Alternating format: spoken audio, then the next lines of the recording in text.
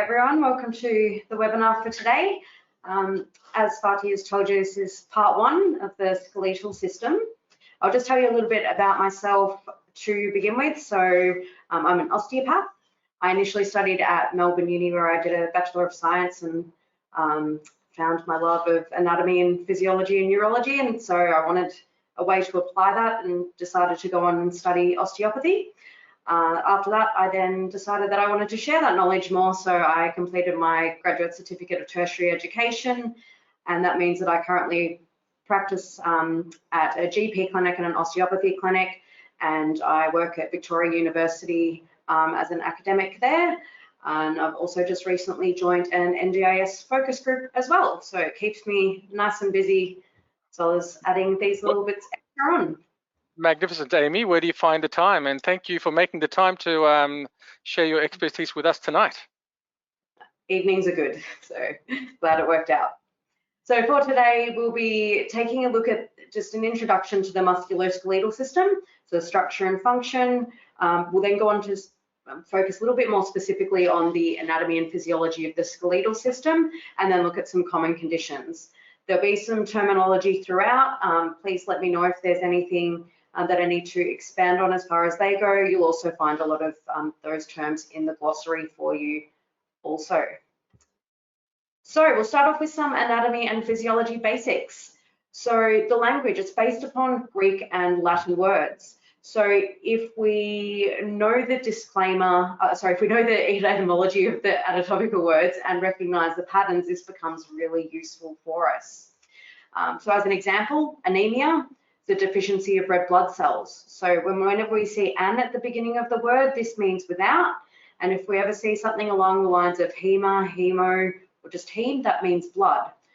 So you can see the pattern here with anaerobic. So we've got "an" there without, and aerobic relates to oxygen. So that's something that's functioning in the presence, or sorry, in the absence of oxygen, because the "an" is without. So that's one tip that I'll give you. If you have a look for those patterns, that will really help you to understand what the word means from there. Good. So structure and function is a really important concept to understand within physiology, anatomy, and healthcare. So structure governs function. What this means that our structures are designed in a way to perform a certain function. So the design really dictates what they're able to do. Then through growth, through things like pregnancy, in disease states, changes in the function go on to cause changes in the structure, and that can play off each other. So it's really important to recognize the fact that if something's structure changes, then the way that it functions in our health will also change. So if we take a quick look at the structural organization, how humans and all animals are formed, we have our chemical level, cellular level, tissue level, organ level, and then the full organism. So the tissue level and the organ level is more where we'll be focusing on today with the skeletal system. Good. There's a list of our body systems. So of course today skeletal, then we'll take a look in part 2 at the muscular system. Part 3 is going to focus in more on the nervous system and how that relates into pain. So as I said, we'll be looking more at this tissue level to begin with. So you can see there that we have our muscle tissue, and then if we look down at connective tissue, that's where the skeleton actually comes in. So bones are a specialized type of connective tissue. That then works in along with the muscles, and then our other forms of connective tissue, which will form things like our ligaments and our tendons, which we'll go on to investigate further as we move along. To start with, it's helpful to understand when we're talking about healthcare, and particularly when we're talking about anatomy, anatomical position. So as you can see here, if you look at that picture, especially on the right side, that's our anatomical position. So standing up straight with our arms by our sides and our thumbs turned outwards. And what this means is that if we take that as the standardized position, we can always describe where something is. So you'll see here, if we have a look over on the right side, the arrow going down the arm, the shoulder is proximal to the hand, and proximal just means closer to, whereas distal is further away. We then have our medial, so that's talking about our midline, and lateral, moving away from the midline. Yep, we can always use our right and left to help qualify those further. We have cranial, meaning towards the head, and caudal, meaning towards the tail, anterior towards the front, and posterior towards the back. So when you see lots of descriptions of where something is taking place in the body, you'll see these terms combined together. So if we see something that's anteromedial, that means it's towards the front and towards the midline. So we can combine these words in different ways. So it's always a useful one to look for, particularly if someone is looking at x-rays or imaging results, which we'll talk a bit further about later. These become really handy in those cases.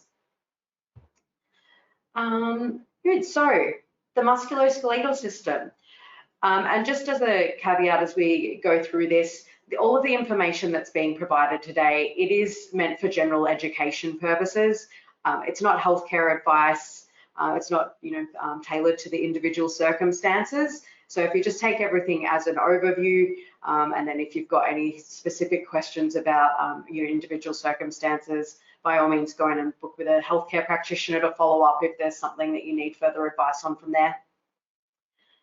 Okay, so our components of the musculoskeletal system. So we have our bones, and they meet together at the joints. Muscles, cartilage, tendons are where muscles connect into the bone, whereas ligaments connect from bone to bone and reinforce the joints.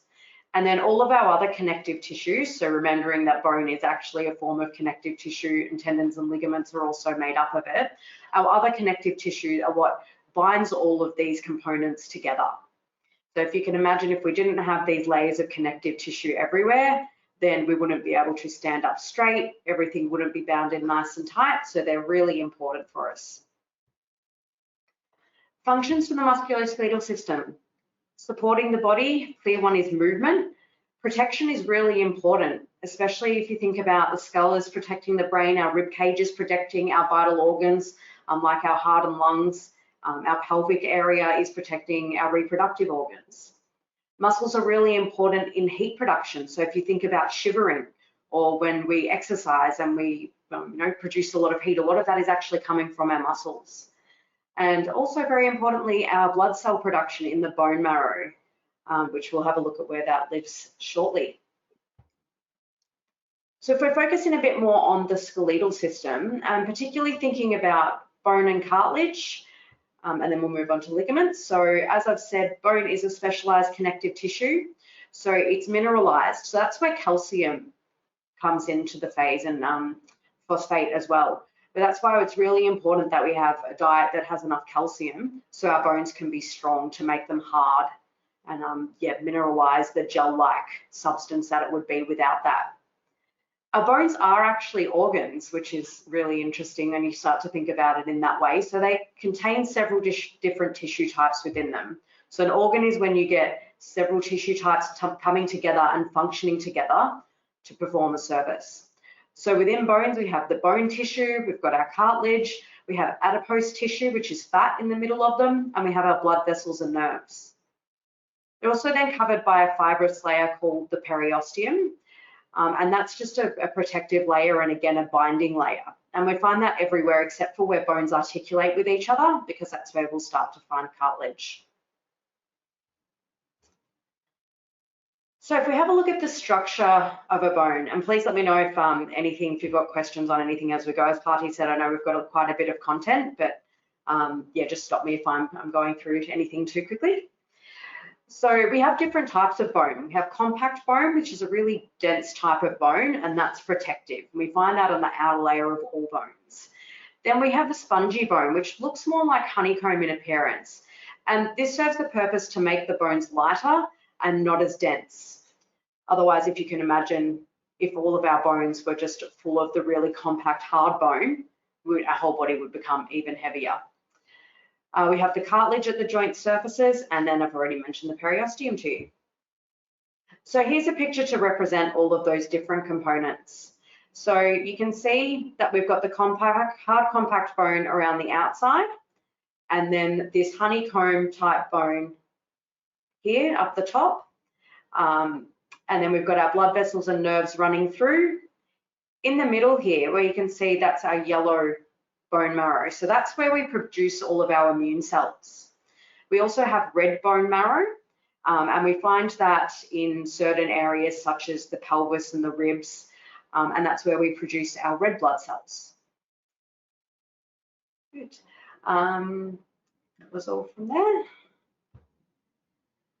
Good. So I've already mentioned that our bones provide support. They facilitate movement, so they are a place for muscles to attach, and then for when the muscles contract, they act as levers. I mentioned the protection of internal organs. We store minerals and fat there. So when our diet becomes low, for example, in certain minerals, or when we need to upregulate the release of those, we often get that from the bone. Hematopoiesis is referring to the blood cell production. And then the other one is hormone production as well. So that becomes really important when we start to look at conditions like osteoporosis, which we'll come to later on. So we have two parts to our skeleton. We have the axial skeleton, which is the central component in the white. So our skull, our vertebrae, our rib cage, and the sacrum or central part of the pelvis. And then our appendicular skeleton forms all of the other areas of our limbs. So with bone growth and development, this is important to understand, not only just for children, but also into adolescence and into early adulthood. So our skeleton actually starts out as cartilage. So about 3 months into gestation, we start to produce bone, and then that continues all the way into adulthood. So does anyone know how many bones that we have at birth? You can type your answers in there. I'm going to take a guess. 52. 52. Good. Anyone else? Anyone else? 52 going once, going twice. It takes a little while for them to get through, so we'll just wait for a few seconds. The other one that I'd like, if you can also give me a guess at. All right, I've got answers. 206, 52, 206. Okay, so 206. There's a few of you that know how many we have. Oh, I've got one 400. Yeah, so we actually have, and there's a little bit of variation in the number which we find with all of them. So we actually have more bones at birth, up in the 300s, than what we have as an adult. Does anyone, including you, Fatih, have any idea about why this changes? Sorry, I've got more numbers coming in. 400, 200, 300, 260. No, I don't know. I don't know why these changes. So we start with more and then we start losing, do we? Yeah, so what happens is maybe they start joining each other, is that right? Exactly right. So that actually continues all the way into your late 20s, even into the 30s for some people. And for some people, there's points at which they, like some of their bones don't fuse together, and that's what we call a normal variant. So you might see that listed sometimes on X-ray reports or any other type of report that you see, and that's absolutely fine. It doesn't mean that there's any problems, just means that they didn't have as much fusion of their bones taking place. Yes, so I've got some interpreters. They say they fuse together, cranium grows together. Yeah, perfect. Cranium's a great example of it. Good. So I was very sad at my 26th birthday because that was when usually it was thought of at that stage. That was when your last bones fused together, and I was like, oh, I'm finally done growing, but that's okay. Apparently now it's into your 30s, so I'm still good. So this gives you a bit of an idea about how bone growth begins, and it's probably not quite how you imagined. So if we have a look in this second one here on the left, where it says there that primary ossification center, so that's the point, we've got this cartilage template, and that's the point at which bone starts to get laid down over the cartilage. We then start at either end to get these secondary ossifications. So ossification is just refers to bone growth. And as you can see, they grow together. Where we've got the blue part left in the middle here of this 1/5 from the left, you've probably heard of the term growth plate, and that's exactly what that is. That's our growth plate. So that's the point at which the bones are still, the two areas of the bone are still continuing to grow towards each other. And then if you see in the middle here how it's all really solid bone, and then as we start to move on, we get this cavity in the middle, and that's where our bone marrow lives. So when we're babies, as infants, that's primarily red bone marrow for producing red blood cells. But as our immune system starts to pick up and as we produce more and more white blood cells, that starts to turn into that yellow marrow instead. And then if you ever hear about bone marrow transplants, that's what it's referring to. Good. All right, so our bone mass is the amount of bone tissue in the skeleton. So we've reached this peak density and maximum strength of our bone in our late 20s, and this is really important for avoiding fractures. We're going to come back to this when we speak a bit more about osteoporosis later on.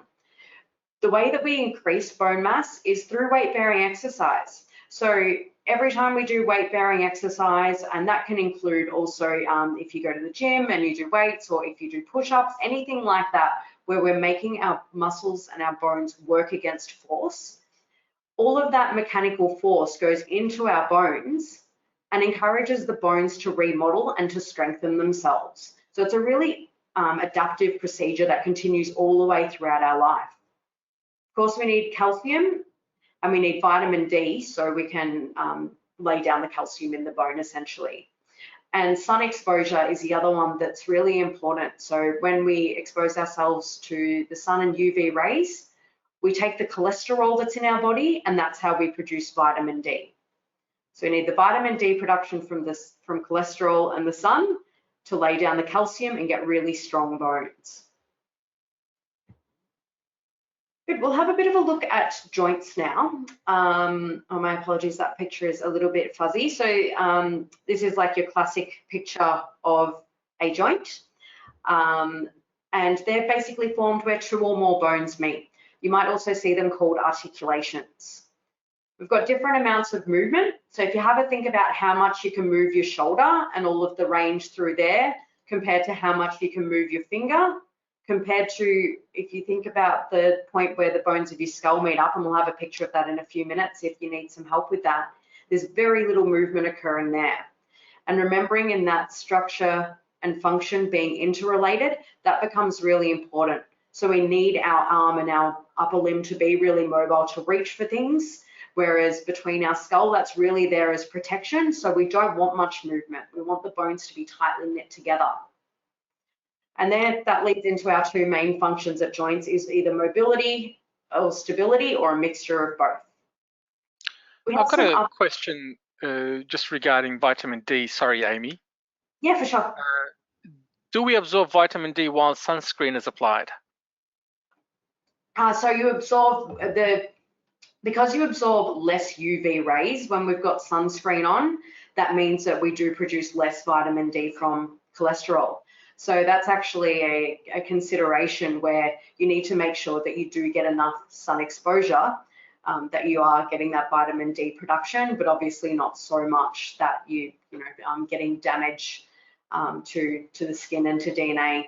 So it's a bit of a balancing act there, and it is something that we do see in different areas of the world, depending on their sunscreen use or the amount of clothing that's worn as well, because then we won't get that UV absorption. Thank you.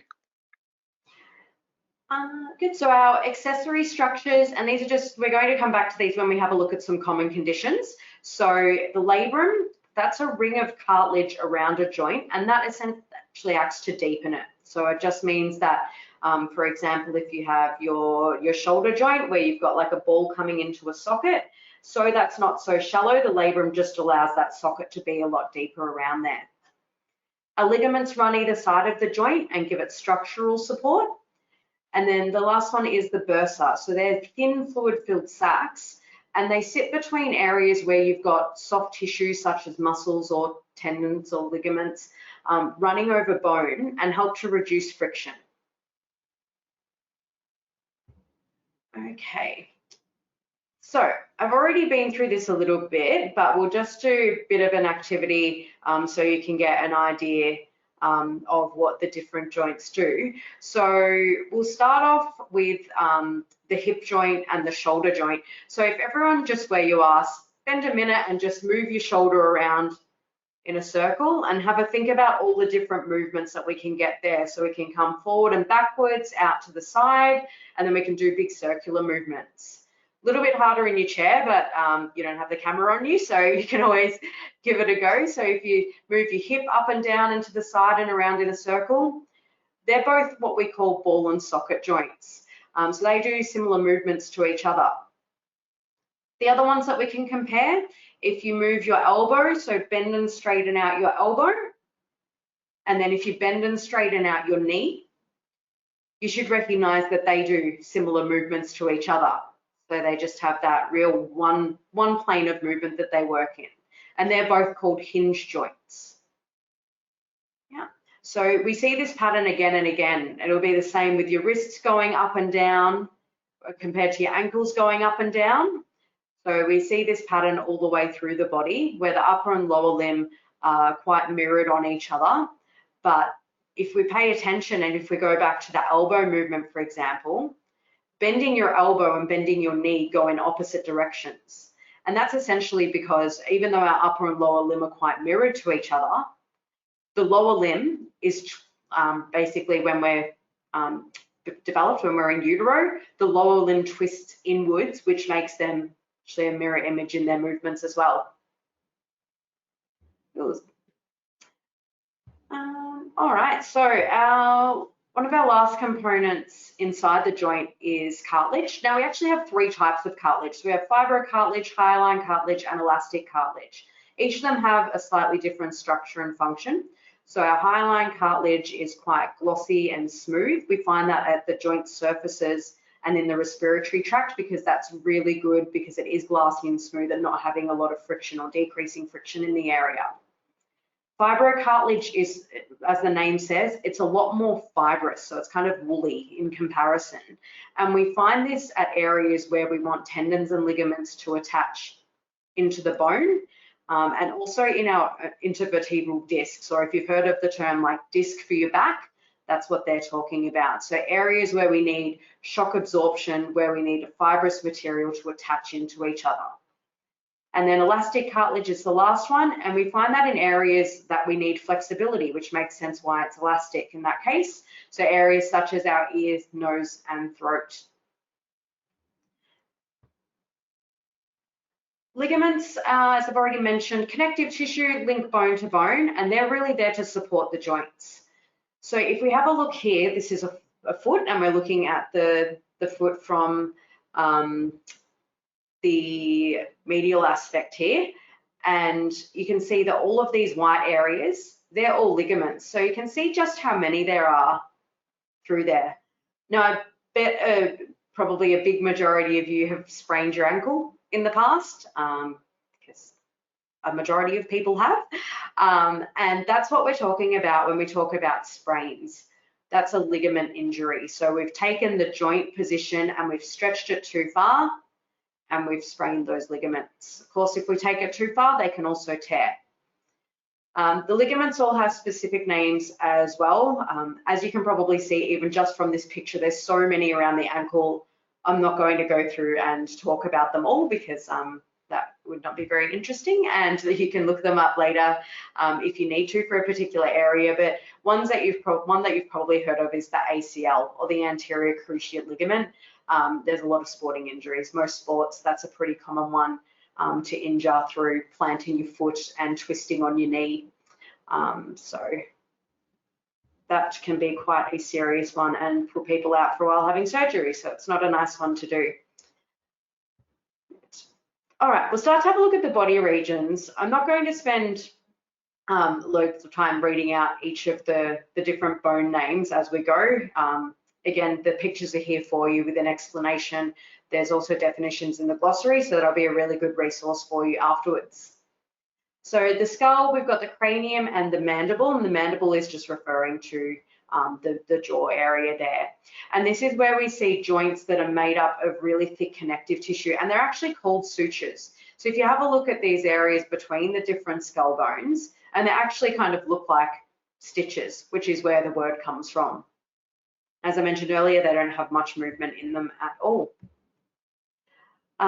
We have 14 facial bones, which probably a lot of them have not heard of before, but they're quite easily fractured. Again, car accidents, sporting injuries, those types of areas, so you might see it for those reasons. Our vertebral column, so we've got 5 regions: cervical, thoracic, lumbar, sacral, and coccyx. And we have a different number of segments in each of those areas. Now here where it says lordosis and kyphosis, that's referring to the shape of the curve. So see here the cervical region in the red and the lumbar region in the yellow both curve in the same direction. So that curve is called a lordosis. And then the middle section here in the thoracics, that's called a kyphosis, going in the opposite direction. And the sacrum is also curved in that direction as well. So our sacrum is another one of these areas where we have a fusion of bones. So we start off with 5 segments and they fuse together. What can happen for quite a number of people is that they either end up with what we called a lumbarized section or a sacralized section. So they either end up with 6 segments in their sacrum, or they end up with 6 segments in their lumbar spine. And again, that's just a normal variant. It doesn't have, it's not symptomatic or anything along those lines. It's usually just found incidentally if they get any imaging done. And then we have our discs that sit in between each of the vertebrae, and our facet joints are these little joints to the outside that you can see running along this area here. Good. So coming off the vertebrae, we have 12 pairs of ribs. So they articulate, as I said, that's another word for joints. They articulate with the spine and then also anteriorly or at the front with our sternum or our chest bone. So sternum, another really good example, is where we start off with this here, the manubrium, the top part, the body, and the xiphoid process down the bottom. They start off as 3 separate parts and fuse together. In quite a few people, they don't totally fuse, and some people will actually be able to kind of stretch their chest and get a bit of a cracking or a popping sound coming from it. And again, that's absolutely fine, but that's the one that around 26 years old, that's where we start to see the final fusion of that. Good, and each of the ribs is named down here where you can see each of the numbers. That's named for the thoracic vertebral segment that they match up to. Good, our pelvic girdle is there for protection, and it also acts as a strut for our lower limbs to come off of. That's what I'm looking for. So as we walk, we're transmitting the force up from the ground, through our leg, into the pelvis, and then up into our spine. 3 bones that fuse, the ilium, ischium, and pubis, and we have our sacroiliac, sacrococcygeal, and hip joints. So there's quite a lot going on in the pelvis there, really important biomechanically. Good. And it's just important with lower back pain, as we'll come to talk about, being so prevalent. I think that's one of the areas where it's worth understanding a bit more of the anatomy, so you can, adequately understand what's happening. So we'll move on to the upper limb.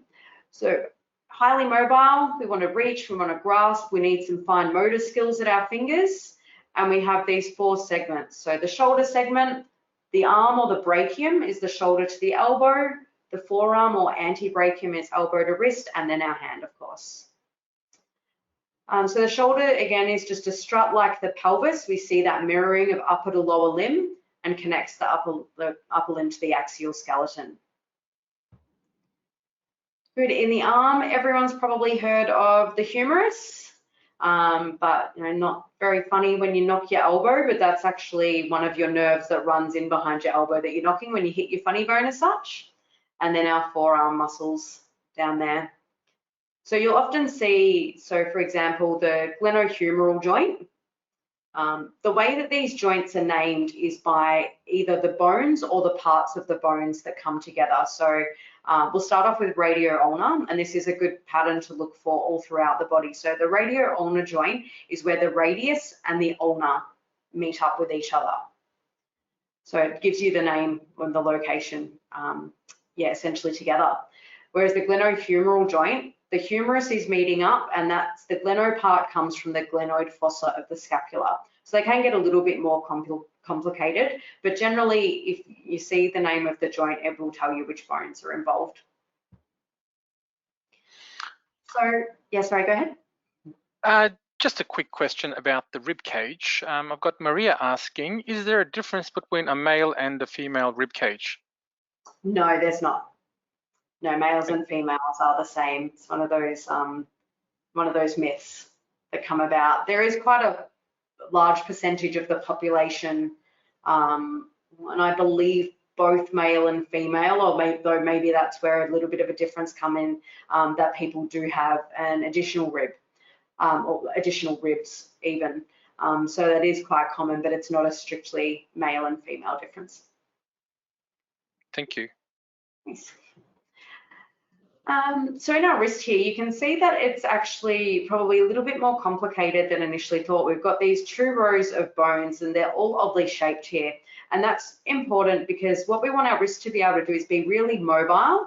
But then if you think about if you went into like a push-up position, or if you went to push on something, we really need our wrist to be able to lock out and provide a lot of stability. So that's our structure and function coming back together again.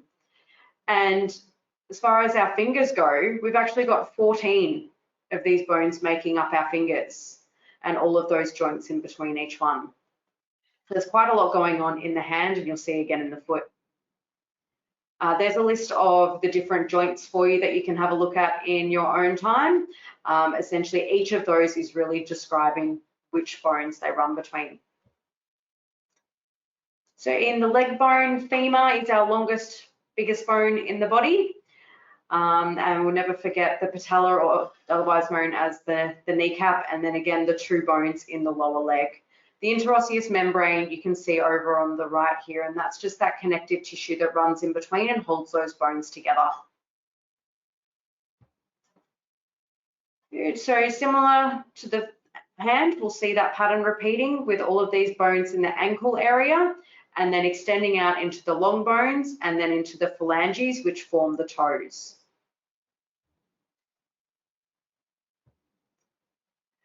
Good. So we'll start to have a look now at some common investigations for the skeletal system. Good. So we're probably familiar with this one, the X-ray. It is our most commonly used. It will show good detail of the bone and some outline of the soft tissues, but not a lot of detail there. It produces the picture using radiation, so electromagnetic waves more specifically. And how it works is that our different tissues absorb different amounts of that radiation and therefore give different shades of darkness. So our bones, which are essentially absorbing more of that radiation, come up as white. And we can see here in this picture, all of those black areas, that's because our lungs are full of air. So the radiation is just passing straight through there. Of course, radiation, too much of it isn't good for us. So it's always something to be mindful of when these selections are made about what type of imaging people get. And just this gets a bit confusing sometimes. So radiographer, that's the person who takes the images.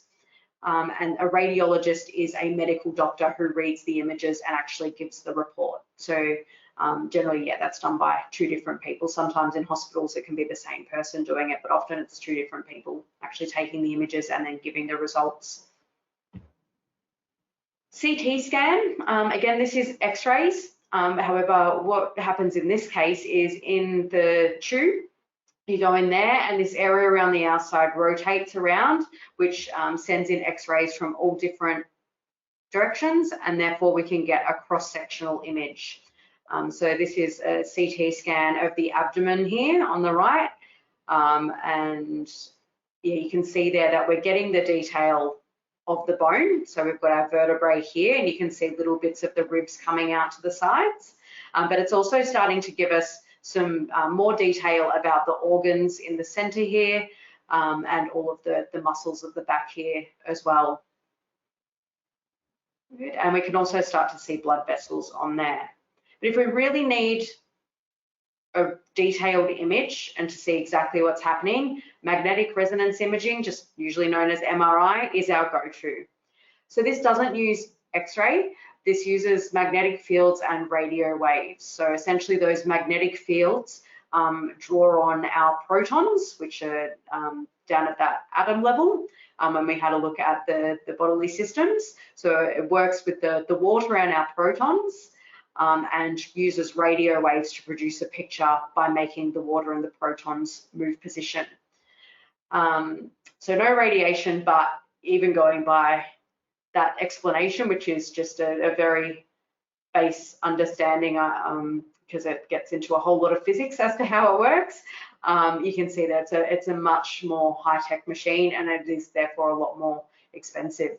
But what it does do, is we can see over on the right here, is we can see so much more detail. So we can start to see all the different lobes of the brain. We can really see the spinal cord through there. We can see the gaps between each vertebrae. So we're getting all of this detail coming out. So that there is what we would call a structural MRI. So that's showing us the structure. We can also nowadays do functional MRIs, which are really exciting because they show metabolic processes. So you can actually see in real time what the body is doing functionally. And that becomes really useful, not so much for the musculoskeletal system, but for our other systems like our digestive system and areas like that. They're used a lot. Cool. We then have bone scans or scintigraphy. So this is a nuclear radiology procedure.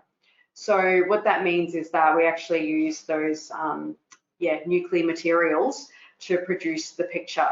And this is when MRI can only shows the structure more. This is more getting into more of a functional look at what's happening, similar to the functional MRI or fMRI. And this is used when there's suspected cancer in the bone, especially if we're wondering if it's spread. Location of bone inflammation, which we'll learn about infection in a bit, and certain types of fractures. So you can see that these areas that are darker, they've been known as hotspots. And what that means is that there's increased metabolic or activity in that area. So there's more reactions happening, more heat, and that's showing up through there. We also have the DEXA scan, so dual energy X-ray absorptiometry, which is a mouthful, and this is used to determine our bone density. So when we spoke about bone mass earlier, and when we want to check if someone has osteoporosis or osteopenia, which we'll talk about a little bit more, we can use this to really get an idea. And this is one that's done just as a screening tool. So these are the recommendations for Australia currently.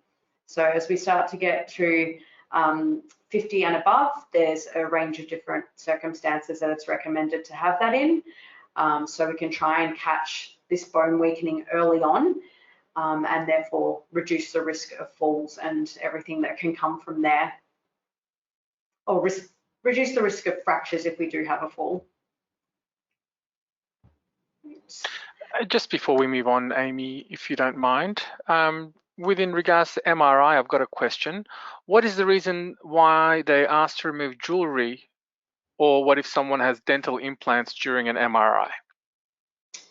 Yeah, so with the way that it works to, I'll just come back to the slide so everyone can come back. So yeah, with the way that it works using magnetic fields, essentially if you've got jewelry on or if you've got implants in, that magnetic field will actually pull that off your body. Potentially pull it out, yeah, because there's a huge magnet that goes around pretty fast around your body, I think, yeah. So yeah, if you've got a metallic implant of any sort anywhere, you probably don't want that being pulled out of your body by the MRI machine. Yeah, we can imagine what that would lead to. Could be a little bit painful. Yes, another question. Thank you very much for your question, Zekia, and thank you, Amy, for answering that question. Another question is, which are the true and false ribs? So true and false ribs. So if we come, I'll just flick back to the slide because this will be helpful to be able to picture it.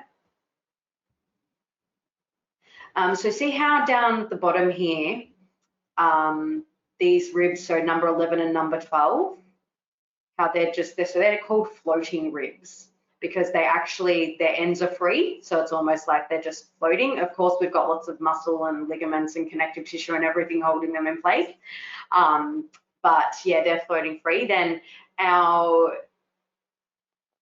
gonna jump around. These ones like 10, 9, 8, 7, see how they join together along this here. So that's called the costal margin, and that's a form of cartilage that comes together. So they're called our false ribs. And then 6 and above are all called our true ribs because they attach directly onto the sternum. So it's just nomenclature related to where they attach to. So we have the true ribs directly onto the sternum, false ribs coming in and attaching to this costal margin, and then our floating ribs down the bottom. Wow, so many different kinds of ribs. Thank you very much, Amy. I know, who'd have thought? There's an awful lot of detail in anatomy. And thank you very much for the question, George. Thanks. Okay, so arthrography. So this is where we want to view the joint. So you probably might have heard the word arthroscope. So that's when they put the camera inside of the joint. So anything with scope on the end will be referring to going in with a camera and taking pictures or viewing it. And anything where you see arthro at the front is to do with joints. So we put in a contrast medium, so you can see that being injected here. So we can get a really good idea about the other joint structures besides the bone. So for example, that labrum that we spoke about earlier, or the cartilage that sits over the joint surface, say there's been a tear in one of those, if we put in this contrast medium or dye, that will actually leak into where that tear is and show that up really well for us. And as I've just mentioned that, so arthroscopy to see inside the joint, and that can be as an investigation or that can be interventional. Sometimes they're done at the same time as well. As far as we'll go in and check it out if there's anything that needs to be cleaned up because there is a tear on the cartilage or something like that, then they can do that all together. Good. So the common practitioners that you have contact with in regards to musculoskeletal health would be GP as often first point of call for most things. We have allied health practitioners such as myself, so osteopaths, physiotherapists, chiropractors, and podiatrists. Orthopedic specialists, so that will often be as surgeons, so who all would be looking at either further interventions such as injections or surgical procedures building up from there, and rheumatologists who will deal with arthritis or arthritis and those types of conditions. Of course, depending on what the condition is that you have, that might then relate into it. So if you had a hormone problem that was affecting your musculoskeletal system, then you'd see an endocrinologist about that. So there is always going to be a lot, but these are the practitioners that generally have that focus on just musculoskeletal areas. Good. If there weren't any more questions, we can move on to the common conditions. Thank you, Amy. There's just one question that has come through. I don't know if you would have the direct answer to this. How much is enough sun exposure on a daily basis? Oh, is there some kind of a quantity you can put on that, or is that depends on the person? No, I think that there are, it certainly differs for each person, and also differs for where you live in the world. So for instance, because we have less UV protection and the sun is so strong here compared to like Northern Europe or somewhere like that where they don't get much sunlight, ours is definitely lower. And then it also depends on things like what time of the day you're going out. It depends on your skin tone. So I would need a lot less sun exposure compared to someone with darker skin. So there's a whole lot of factors that go into it. There are some values out there, but I'm sorry, I can't tell you off the top of my head. That might be one for a bit of a further investigation. Thank you very much. All right, we'll move on to the common conditions. We might have some more questions that come up as we go through these. So we'll start off with fracture. So fracture is just referring to a break in the continuity of the bone tissue. So this can happen from a single force if there's like a traumatic instance, or if not from repetitive forces when it would be known as a stress fracture. So we use those imaging types that we spoke about earlier, usually starting off with an X-ray and building up from there if more detail is needed to diagnose this. And then we can see here on the right that there's all these different types of fracture, and depending on what type of fracture you have will then dictate the type of treatment that's given. So a hairline fracture, we usually just see these in children because, as you saw when we looked at bone development, because they haven't got as much of that bone tissue there yet, and especially in these long bones where we might have the growth happening at either end, but it hasn't quite met through part of it. It means that the cartilage that's there makes the bone a bit spongier, absorb forces a bit more, a bit bendier, and then we'll just get a fracture just in the surface of the bone. So we then have, if we see the word displaced, that means that the two parts of the bone have come apart. So you can see there how they've come apart compared to this non-displaced one where they're still sitting together. Oblique referring to on an angle. A linear fracture will go along the length of the bone, whereas a comminuted fracture is here where it's broken into different pieces. Then spiral fracture, just going by the name, it actually spirals around the long bone there. And segmental is where we've got that full segment coming away. So as you can imagine, just from looking at these pictures, different ones will need different levels of care. If we've got a hairline fracture, often just a splint is put on for that. We might need to start moving up into a cast for some of these others, and ones like the segmental fracture, probably the comminuted one, and any displaced fractures will often need surgery, and they may need to put in some pins or screws or plates along those lines to actually keep it stable. Good. If you're lucky, you might get away with just a boot if you've seen people walking around in what's called a cam boot, which is on the next slide here. They're just the boot that you can wear so you can continue walking and going about your life and not have to have a full cast and be totally off the leg. So stress fractures, in contrast, these are an overuse injury. So how we spoke about earlier, how depending on the forces that we put through our body, our bone keeps remodeling itself. Part of that remodeling process is actually for part of the bone to die off and other parts to strengthen. So if we keep putting repetitive forces through the bone over and over again, and too quickly for that remodeling process to keep up, that's when we end up with a stress fracture. We usually see these in athletes or people who are doing a lot of repetitive exercise, and it's most common in the lower limb, particularly the foot and the lower leg, for those obvious reasons of it often being people who are runners, those types of sports there. So we've got some risk factors. So it's usually a sudden increase in training, so your body doesn't have time to adapt, change in footwear or the surface that sport is being played on.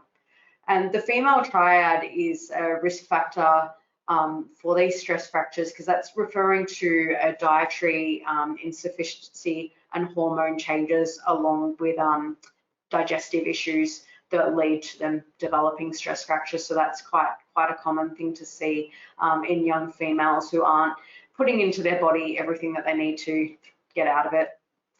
Of course, if we have bone weakening, which insufficiency is just weakening, then that will increase our chance of getting a stress fracture because the bone isn't as strong.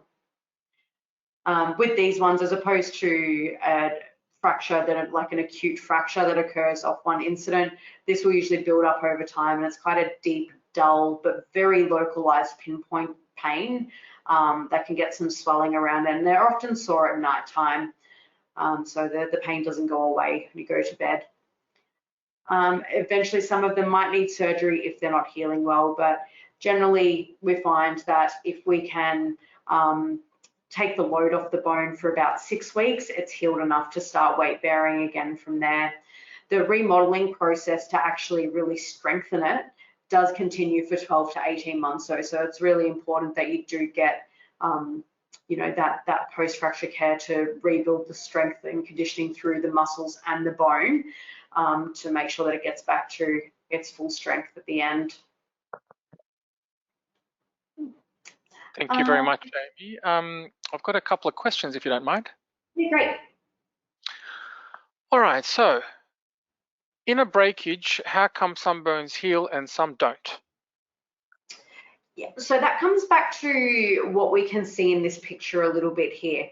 So where we've got the gap between the two areas of bone here, that gap needs to be bridged quite quickly for proper healing to occur. So when on this second line where you see this word callus, that's referring to the bridge that forms between the two areas of bone. So we start off with like a cartilage and fibrous tissue forming the callus, and then that gets ossified. So that word ossification that we saw earlier, that was about bone growth. That cartilage and fibrous tissue gets ossified and turns into bone. So if we don't have the two ends of the bone coming close enough together, and if we don't have adequate formation of the hematoma, which is just another word for a blood clot, then the bone might not get that primary or internal callus forming and then be able to go on and get the bony growth following that. So that's the main reason. The other reason might be also if you don't have the substances in your body. So if you are low on vitamin D, calcium, yeah, and any of the other substrates that we need, then that could also stop it from healing well. Thank you very much, and thank you, Eva, for the question. I've got another question. What is a green stick fracture? Yeah, so a green stick fracture is that hairline fracture that we saw, that I spoke about when that usually occurs in childhood, where the bones are a bit more bendy, so just the surface of the bone gets a crack in it. And there was another question relating to that. I think it was about the hairline fracture. Is it the same as green stick in children? Yeah, perfect. Well done, Olga. Thank you. And Magdalena and Eva, thank you for your questions. Great. Okay, so we'll move on to hypermobility. So hypermobility refers to the ability to move a joint beyond its normal range of motion. And this will be because the ligaments and the capsule around the joint are lax. And that can also be contributed to by weak muscles as well. We can have hypermobility just in one area, or it can be widespread. If it's more widespread, this is often part of a connective tissue disorder. So all of those connective tissues that bind and give strength and support, where they're not formed as well, or sometimes they're just, if you've heard of collagen, which gives a lot of strength to our connective tissues, and often spoken about in skin to maintain a skin tone. We have different types of collagen, so that some people's bodies just don't produce the right type of collagen. So there's a whole range of reasons. That just gives you an example. So some of these conditions, you might hear of hypermobility spectrum disorder, and that gives a whole range of hypermobility, or Ehlers-Danlos syndrome, which is a newer one to start being recognized and diagnosed, and having a lot of research going into it. And look, there's a whole range of syndromes. So if you're interested, that up the top there, I've got that Hypermobility Syndromes Association. That would be worth having a look into and a bit of a further read if you want to know about the specific types. As I said, because that also is affecting all the connective tissue, we see changes in the skin and in the organs. And really commonly sleep disturbance comes along with that as well. Which I'm not sure the exact connection has been found, but their kind of metabolic systems do work a little bit differently, and this will be related into there somewhere. We'll often see hypermobility in childhood and adolescence, and for a lot of people, they go on, their muscles, look, as we get older, things just stiffen up a bit. That starts to happen in your teenage years and will go on throughout. And as we get more of that's just generalized stiffness coming through, some of this hypermobility will go away. But for others, it persists throughout their lifetime. Females a lot more often, and people from Asian or Afro-Caribbean races have a higher prevalence as well. If you can imagine that the joint is able to move beyond its normal range of motion, this does leave them vulnerable to joint and ligamentous injury. So for these people, it's really important that they do a lot of strength and conditioning, keep their muscles really strong. And then if they've got any of these organs being affected, then they'll have treatment that addresses those specific symptoms that they get. We can then see joint instability occurring. And this will be more just when we're looking at a single joint that's moving beyond its normal range of motion. And we have two different types here. We can have subluxations. This is a partial dislocation or loss of joint contact. And usually what will happen is that the joint will move out of position but just come back together, whereas dislocation is a complete loss of contact of the joint surfaces. We see this commonly in the shoulder, and we may actually see, you know, someone has what's known as a Fuchs injury, which Fuchs is FOOSH, and that stands for fall on outstretched hand. So if someone has a fall onto their hand out in front of them and that force comes up into their shoulder, we can get that dislocating. And if that labrum, which is that connective tissue that deepens the socket of the joint, we can get a tear in that often comes along with it. And if we get that tearing, that's often down the pathway towards having this relocation and surgical repair. Whereas if it just subluxes and goes back into place, then usually we're just looking at increasing strength and conditioning to support the joint. We'll see hands, sporting incidents are a really common one to dislocate fingers, knee following ACL tears, and that can lead to early onset of arthritis. So if we've ever got that, if you can imagine that the joint is able to move a lot more and move a lot further than what it was really designed to do, if we're getting that structure and function working off each other, the function has changed and therefore the structure reacts, and we can end up with arthritis or bony growth around the area to try and counter the amount of movement that's there. It's really quite common in children for their elbows to dislocate, and again, just as they get a bit older, they build up some more muscle around the area, things just stiffen up that little bit. We usually see that stopping from there. Good, so as I mentioned with labral tears, so this will generally, the labrum's really important for the hip or the shoulder. They're those ball and socket joints that I spoke about earlier, where we've got a big range of movement, and especially for the shoulder, where it's often described as it's like a golf ball sitting on a TP. The way that the bones come together, there's not a lot of congruency or not a lot of match up between them, so we're really dependent on the labrum to keep things functioning well. So the labrum is injured in, so we can have sports injuries, dancers and gymnasts. It's really common in, if you think of that range of movement that they're getting from their shoulders or from their hips.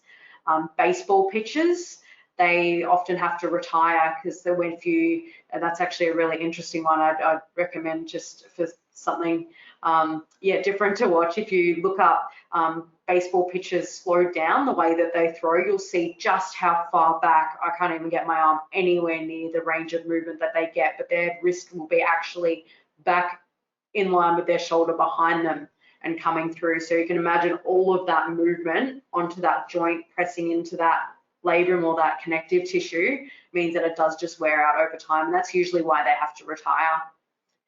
MRI is what we need to be able to see enough detail of what's going on in this case. For some people, can just have exercise rehabilitation. There might be a steroid injection given to try and calm down the inflammation and help the area settle down. Depending on whether there's any instability in the joint or the level of symptoms, combined with what the person wants to be able to do, so what their functional requirements are, may have surgical repair. And that could be just cutting away the part of the labrum that's that's torn, or it could be actually needing to go in and tighten the labrum and the ligaments up to really give that stability back to the area.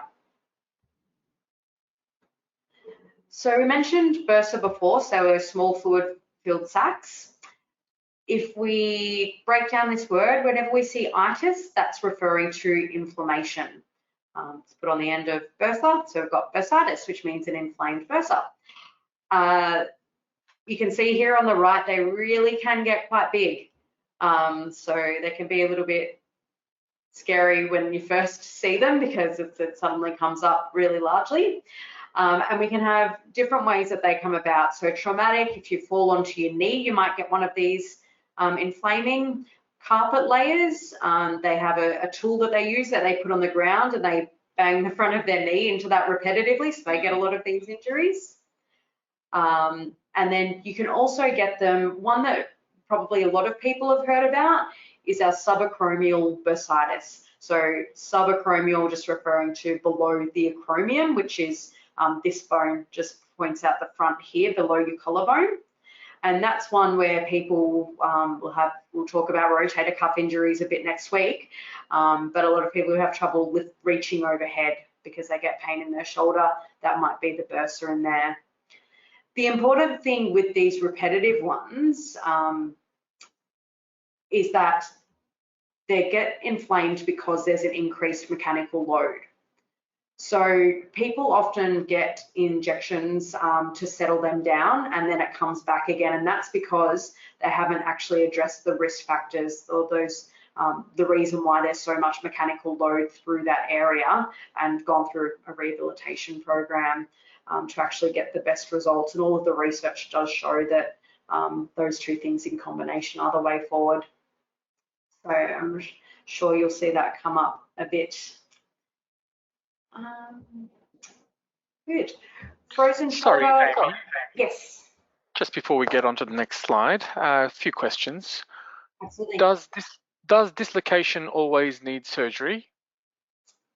No, for a lot of people that can just be relocated, go to the hospital, get it relocated, and then it's fine. It only needs surgery if through the process of the bones coming apart from each other, the ligaments or that labrum have been significantly torn. Thank you very much.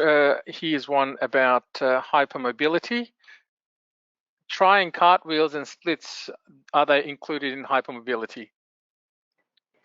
So no, there's a lot of people who can do these, who work towards doing those types of movements. That's not necessarily hypermobile. For a lot of people, when they can't do something like the splits, that's more due to their muscles aren't used to stretching that far. So you can work on that and then you can get the ability for it. Whereas the hypermobility is really talking about the joint itself being able to go to extreme ranges of motion. And really the key with the hypermobility is that it's an uncontrolled range of motion. So the joint moving in a direction it shouldn't, or moving too much in a direction? Exactly. Yeah. Very good. One more question. Going back to fractures. Yes. Does the point of breakage eventually become as strong as the rest of the bone? Yeah, that will depend on a little bit what age you're at. That's a big factor in how well it will heal, but it does have the potential to. Yeah, thank you. It just depends on how well your body can heal at that stage. There are a lot of factors that we have to take into consideration, like you say, I guess gender, age, personal circumstances. Yeah, exactly. Thank you. We'll let you go on, Amy. Thanks very much. All right, our next one is frozen shoulder, which is adhesive capsulitis. So if you imagine for this, the joint capsule, so the connective tissue that surrounds the joint, it becomes inflamed, thickened, and like gluey as well, which is where the adhesive part comes from. Then capsule is there in the word, and then itis meaning our inflammation. So as that becomes kind of sticky, we start to get pain, and then a decreasing range of movement over time. We have 3 phases. There's the freezing phase where we're getting more of that stickiness and less movement. Frozen, where it's kind of plateaued and it's reached its peak. And then thawing as we start to get movement back. It's most common in females around 40 to 60 years old, but we do have some quite clear risk factors. So diabetes is a big risk factor for developing frozen shoulder, previous trauma to the area, a rotator cuff injury, or surgery as well. And we don't, compared to some other conditions, we don't understand a lot about this in detail, so sometimes we're not entirely sure why those things come together. Usually it is what we call a self-limiting condition, as in if you let it go, it will just start to get better on its own. But that is an 18 to 24 month period for that to happen, which is a long time if you can't really move your shoulder too much and you've got pain, and especially the pain at night time is usually quite bad, disturbing sleep. So most people don't want to wait around for that, which is understandable. So the treatment options are, you can have some physical therapy to help with it. That can help to maintain some range of motion, but it doesn't solve it as such. Hydrodilatation is a really common one, and this is really good if it's done in the early stages. You have much more chance of success, and that's where essentially they insert a needle, and in the needle they have cortisone and saline, and they inject that into that joint area to try and expand the joint and break up some of those adhesions that are in there. And if that doesn't work, then can always get to the point of going under anesthetic, and then your shoulder joint actually being mobilized from there. All right. Mentioned a little bit about cartilage tears. Look, this is the meniscus, is the cartilage in your knee joint. So if you have a look at this picture over here on the side, that's looking down on your knee joint. And these 2 like C-shaped rings here, that's your medial, meaning the inner one, and your lateral, the outer one away from the midline, menisci. So these help to, they're similar to the labrum, but they're made of cartilage, and they deepen the knee joint, help to reduce friction, and assist when you bend and straighten your knee, how the joint rolls around each other. So they can have an acute tear when this might happen if you have your foot planted and then you twist suddenly on the knee, or it can be a part of osteoarthritis. So we start to get quite a few symptoms with this, especially in the acute ones where there'll be a lot of pain, some swelling, clicking. And if you imagine that if you get a tear in one of these and you can end up with like a little bit of a flap of it sticking up, that means that can actually get, as the knee joint goes to move, it can actually get stuck, causing the joint to lock. So it can really be really interfering with life. We need a CT, but usually it goes to MRI for these. And conservatively, we can manage it using exercise rehab, get the joint moving, get rid of the swelling and the inflammation, let it all settle down. And that's generally recommended nowadays by all the research. But if we are getting some of those symptoms like painful clicking and locking happening because there is kind of a flap sticking up, then we might need to go on towards surgery. And that's the arthroscope that we spoke about earlier, where they'll put in the camera and they'll just clean up the surface of that cartilage. And if that's needed, it's generally very successful, but there is an association with having a meniscal tear and developing arthritis. So that's something to keep in mind. Quick question before we Yes. move on to the next one, Amy, sorry. Is sitting on the floor on bended knee harmful for your knees? No, that's yeah.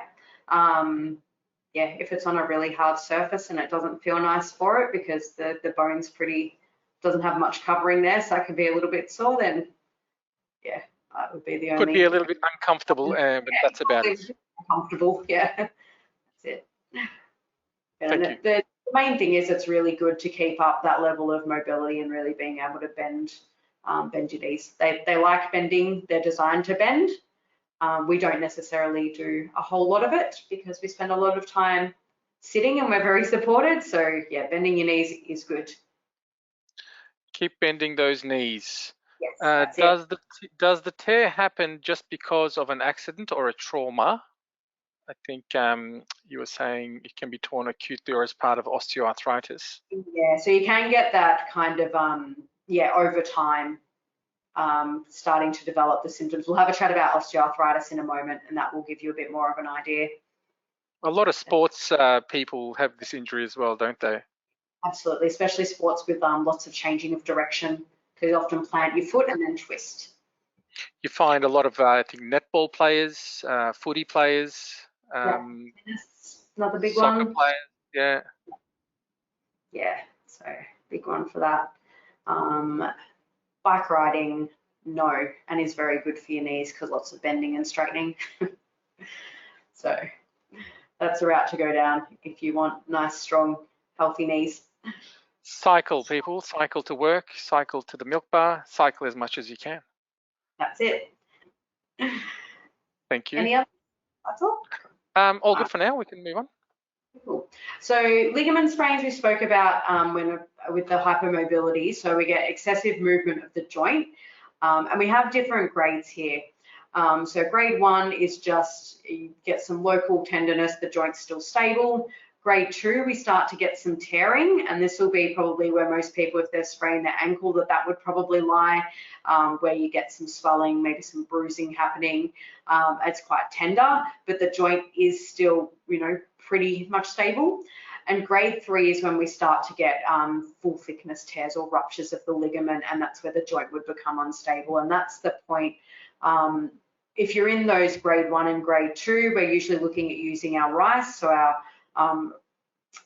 our rest, ice, compression and elevation for the first couple of days, and then offload it a little bit with some crutches if needed. But generally the advice now is start using it as soon as possible again.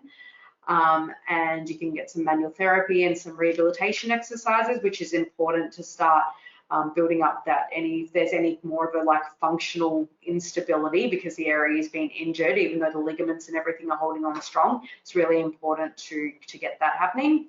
And then surgery if really needed. And usually 6 weeks that's healed.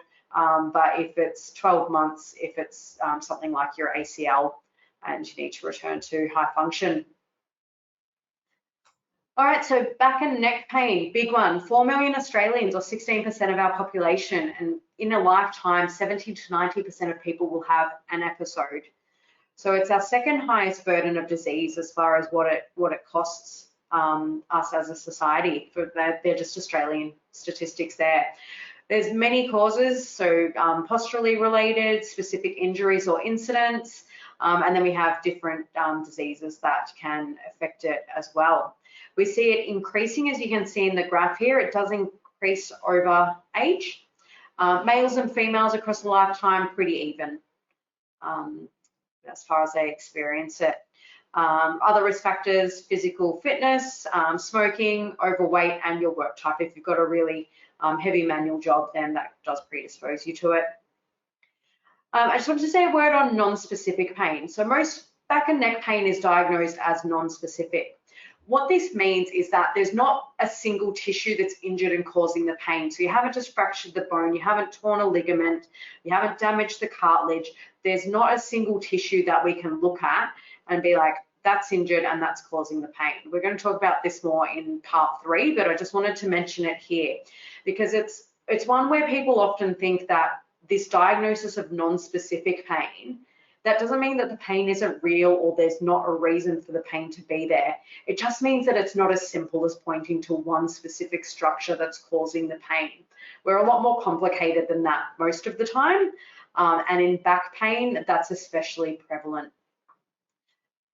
With this non-specific pain and when there's not a real structural injury that we can see, and all of this is done through thousands upon thousands of images taken and compared to have a look at structurally what's going on in someone's back, compare it to whether they've got symptoms or not, and we just don't see a match up between the structural and the symptoms happening. So then we can't put it down to that one specific structure in that case. So when we can't see there's not a disease process in place like arthritis or something that's causing the back pain, and especially in the acute stages, that usually resolves within 6 to 12 weeks. But we do have some cases that go on and become persistent, and these are known as our yellow flag patients. So when someone gets their first lot of back pain, if there's a high level of catastrophizing, which obviously the pain is awful and it's upsetting, but if the person has this episode of low back pain, and just as an example, for instance, their immediate response is, I'm going to be disabled and not be able to walk again. That's known as catastrophizing, just taking it the outcomes further than what they actually are. And fear avoidance behaviors is, for example, if someone says, oh, my back's sore, I can't move, I better not move, my back is sore, and that means that it's unstable, or language in those lines that just isn't what's going on, and therefore they don't want to move. We see much more likelihood of that becoming chronic. And you might hear about biopsychosocial treatment, which is just referring to the fact that we have to look at the biology and the structure and the anatomy and all of those things, but we also need to consider people as a whole and think about their psychological and the social side of them as well, if we want to get good outcomes. And this is especially prevalent in back pain. We do have some more common type things that occur where there are structural injuries. Those are whiplash associated disorder, so quick acceleration and deceleration, and then we get soft tissue damage. There's different grades of this depending on the severity of the symptoms. Mostly it does resolve, especially if in the lower grades, so there's 0, 1, 2.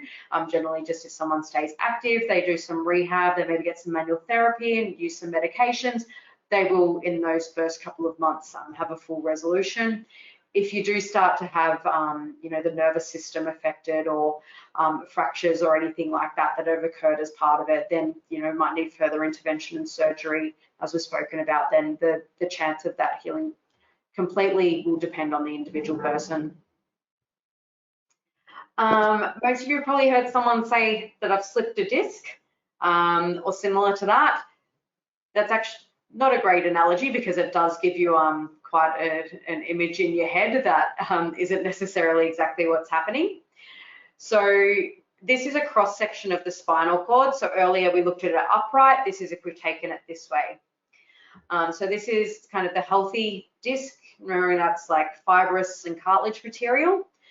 What can happen is this outside fibrous area can start to weaken and get some tearing in it, and we start to see this inner gel-like area push out a bit. If that keeps pushing out, in the pink here, these are where the nerves come out from our spinal cord and come out between our vertebrae and go down into our arms and legs. So if that material starts to press in on the nerve, or even if it just means that there's some inflammation around that nerve there, that's when we'll start to see, like sciatica is often what it's referred to if it's in the lower limb, but that will get pain through that nerve pathway from there. Is bulging disc around the same thing? Yes, that's it, a bulging disc, that's it.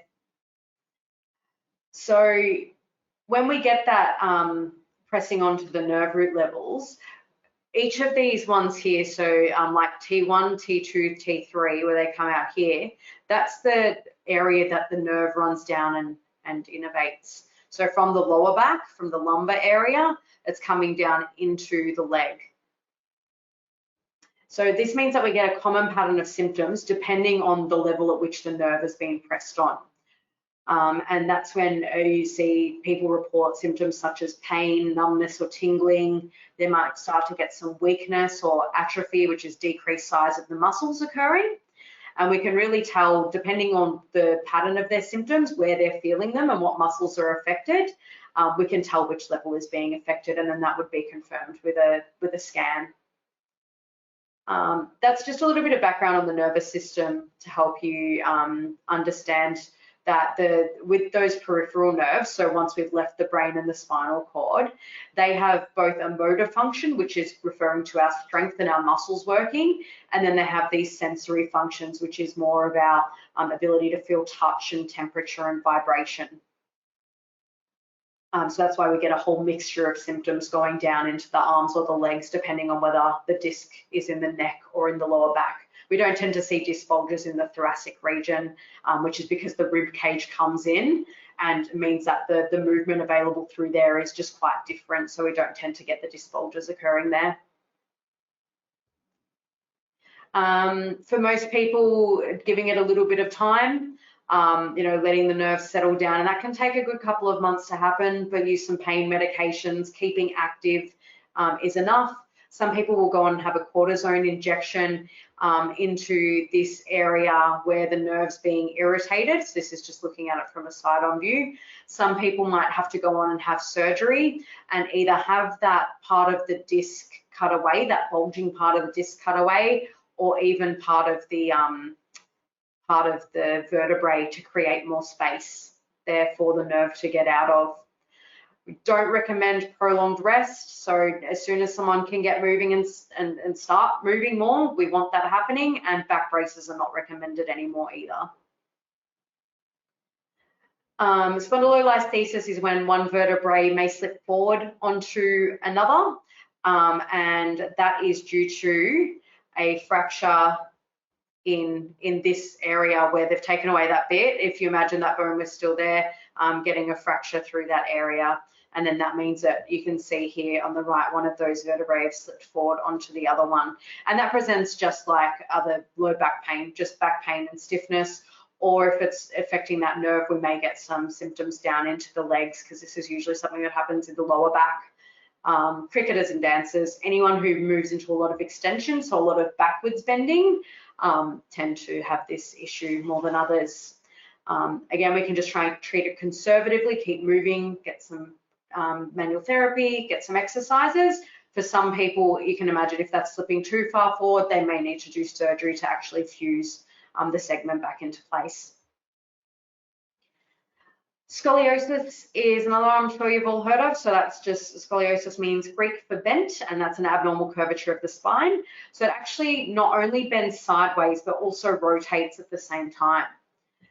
We have three types.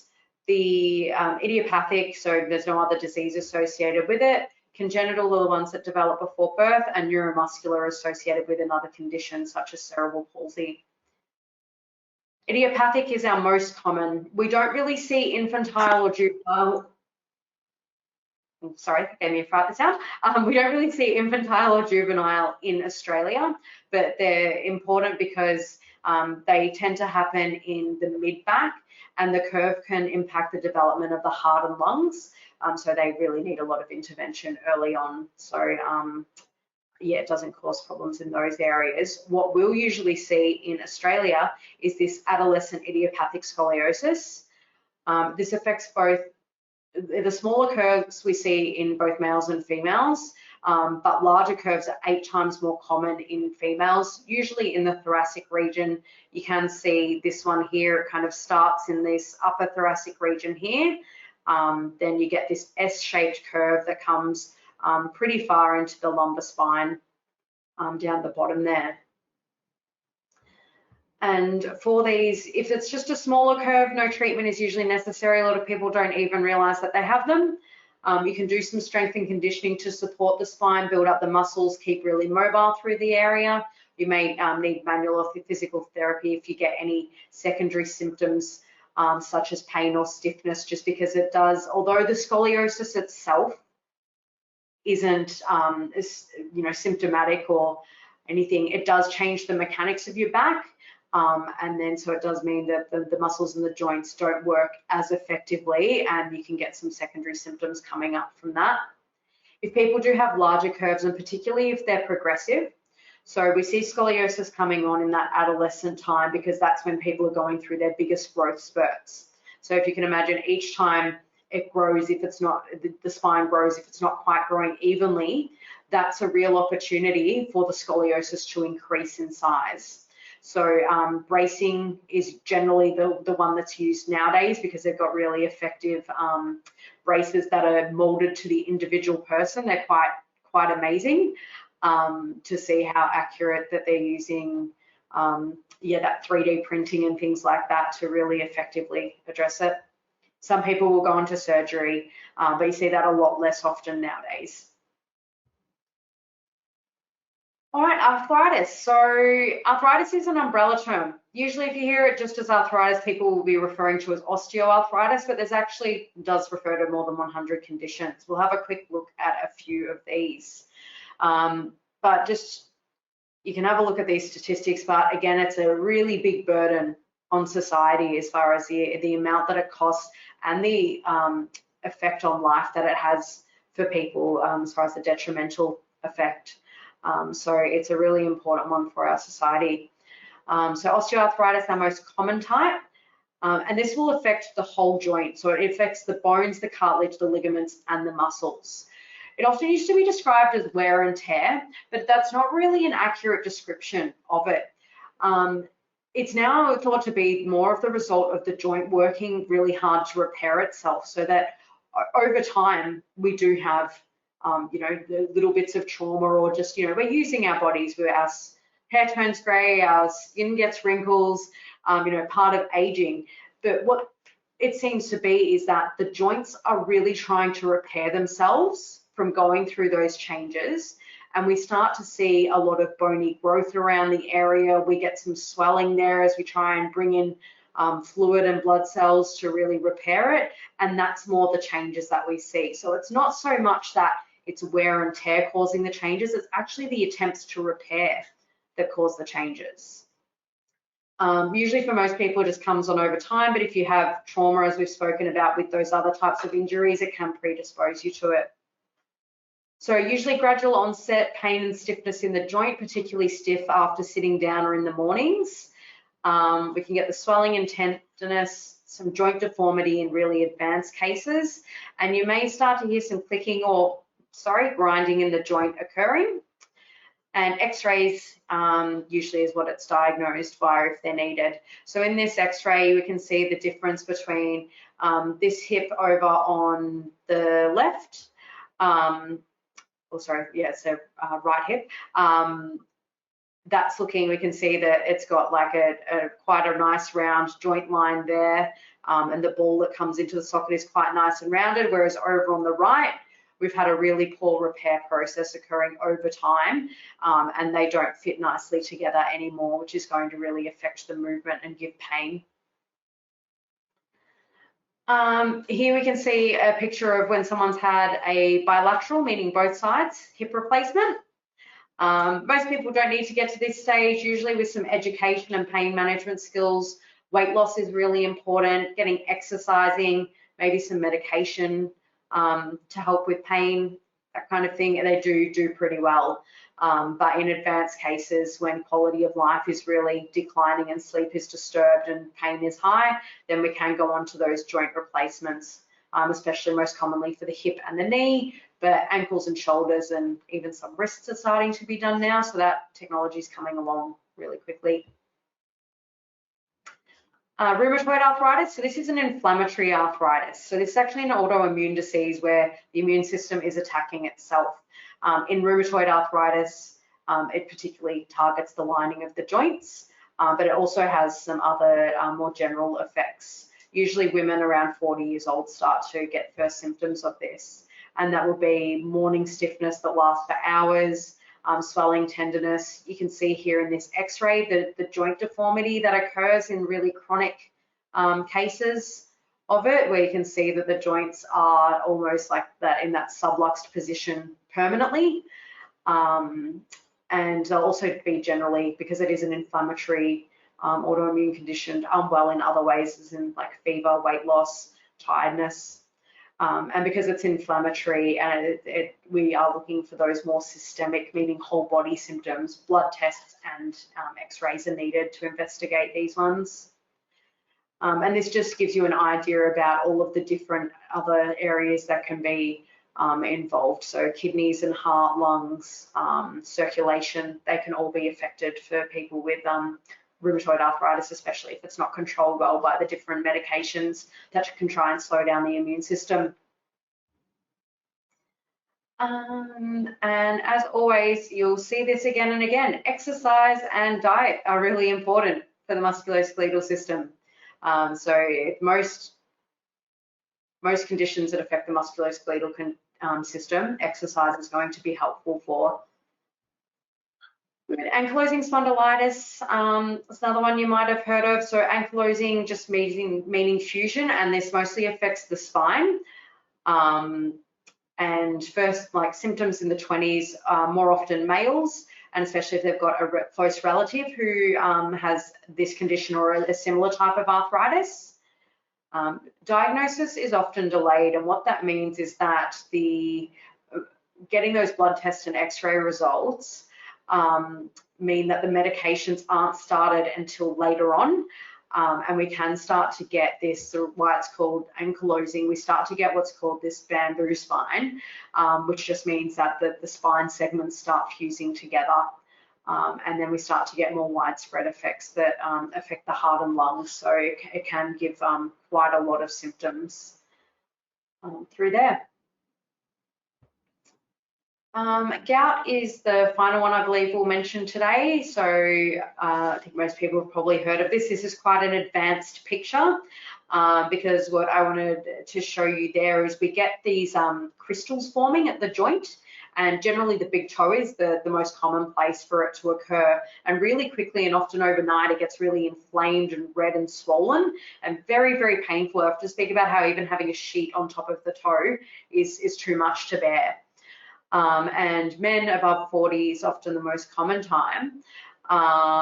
We didn't really go through the joints of the big toe in the end because we had more content than I expected, but that is our metatarsophallanggeal joint, if anyone does have any memory of those slides that I flipped through.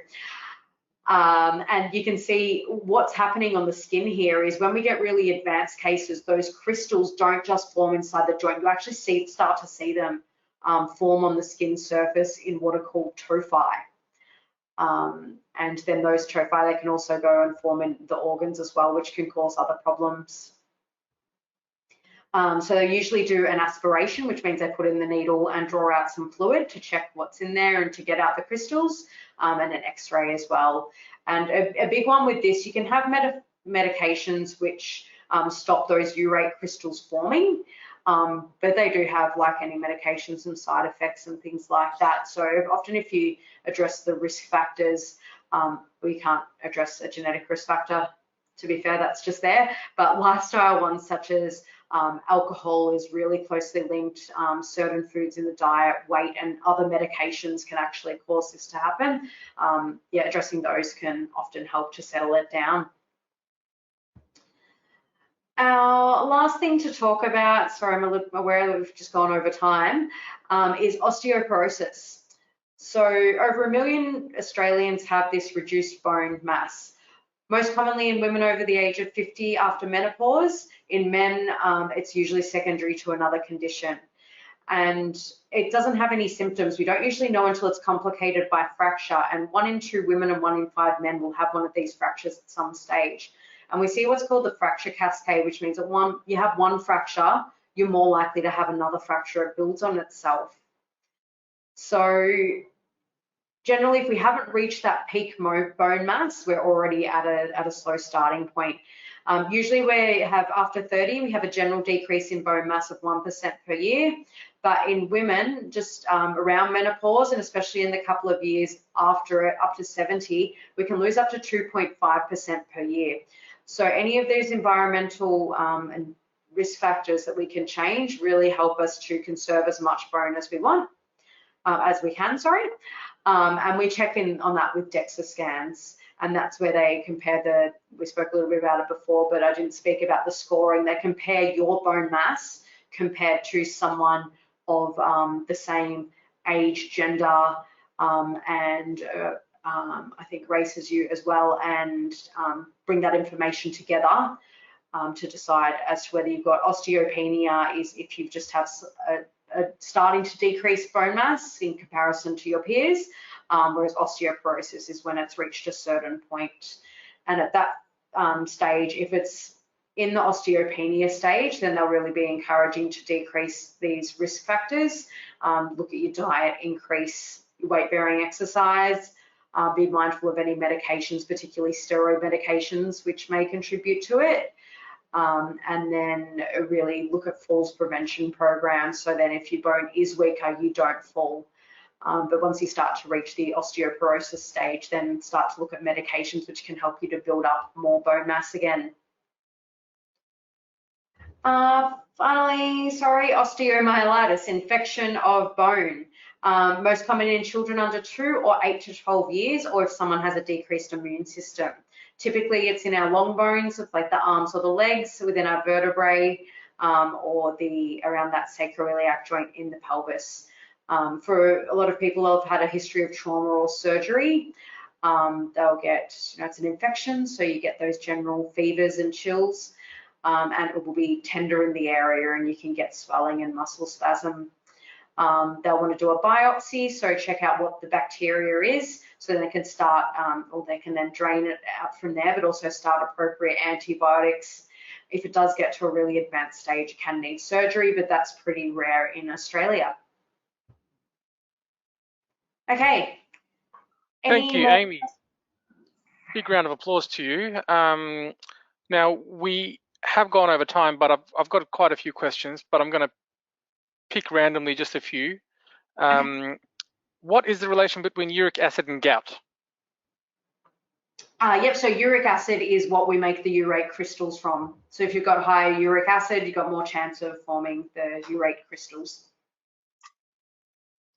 Thank you very much. Can ankylosing spondylitis be 100% cured? No. No, there's no, for any of these arthritides, we don't have cures for them. We have for ones like ankylosing spondylitis and rheumatoid arthritis, which are inflammatory in that immune system. We do have medications that can try and control the immune system a little bit to have less effects, but can't be cured. Doesn't mean you have to have a lot of symptoms though. So keeping in mind that you can have these things but not be very symptomatic. Going back to neck and back pain, can stress cause neck and back pain? Yeah, so when I mentioned about how we need to look at people under this like biopsychosocial umbrella, that's where that becomes really important, and what we're going to explore a bit further in session 3 and look at exactly what pain is and what it isn't, and how things like stress can come in and affect it. So thank you very much. I will ask one more. What sort of side effects does cortisone injections have? So look, a little bit outside of my my scope to list them all, but the big ones are to do with bone weakening, because it's trying to stop inflammation, and therefore it stops that remodeling of the bone that we spoke about. If you have a lot of exposure to cortisone, then it will have that effect. It can also have effects on like your hormonal systems, on your hair and skin. Especially they're the main ones. Thank you very much. Look, just one last one about idiopathic scoliosis that just came in. Adolescent idiopathic scoliosis, is it a bone problem? Is it a serious one? And is it only treated by bracing or surgery? So this one's really variable. Some people have a really mild curve in their spine. Doesn't matter. For other people, it can be really quite progressive, and therefore it can be a serious problem. So it's really dependent on the individual circumstance, and it is a problem with the bone growth, that the two sides of the vertebrae don't grow evenly at the same time. So it's a problem with the signaling during a growth spurt to get that process going, and both sides don't grow at the same time. Big thank you to Amy for the presentation, and an even bigger one for you, everyone else, for attending today. And thank you so much for your comments and your questions.